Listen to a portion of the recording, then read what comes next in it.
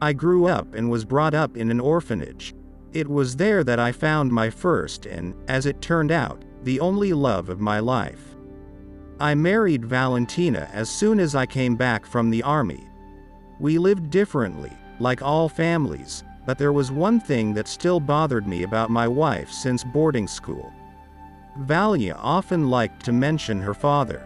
She told me that Daddy was always with her. They did homework together, and he often looked after her and didn't let her get hurt. We were a friendly bunch of kids. They understood what was what. Valia was a round orphan. That's why nobody ever made fun of her when she told us about her daddy. But okay, as a child, I understand such oddities. When a child imagines an imaginary parent and pretends to be there. But Valentina remembered him even in family life.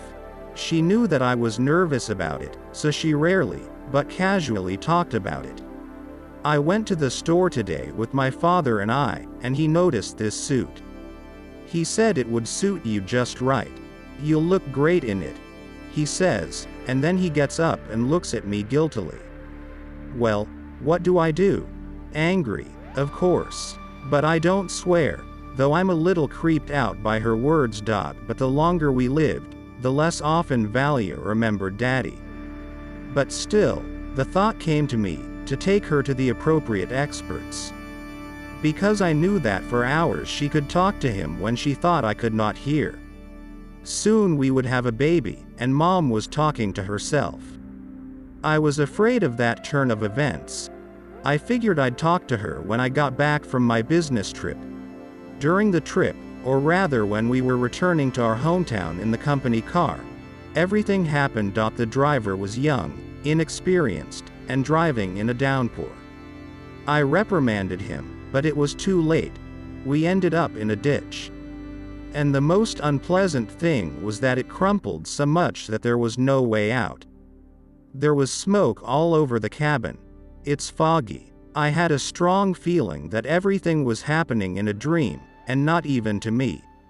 I was surprised to see that the body of the car suddenly began to curve on its own. The space inside was growing, so wide that the ceiling was no longer above my eyes. Then invisible hands picked me up and carried me somewhere. In general, when people with fire extinguishers ran up, the driver and I were leaning against a tree. And the car could already be forgotten about. Vala did not call, not to disturb in her position. After the formalities were over, they drove me home. I slowly unlocked the front door, and I puzzled over how I could tell Valentina everything more accurately. I went in and saw my wife sitting at the table, all dressed up. She saw me, smiled broadly, and said, "You do not have to say anything.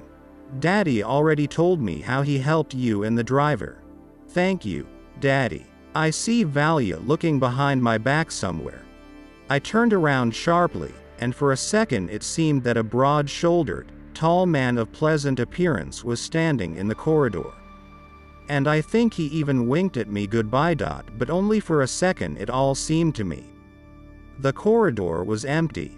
Daddy was gone forever from our lives. Helped and gone. Subscribe to the channel. There will be many more interesting things.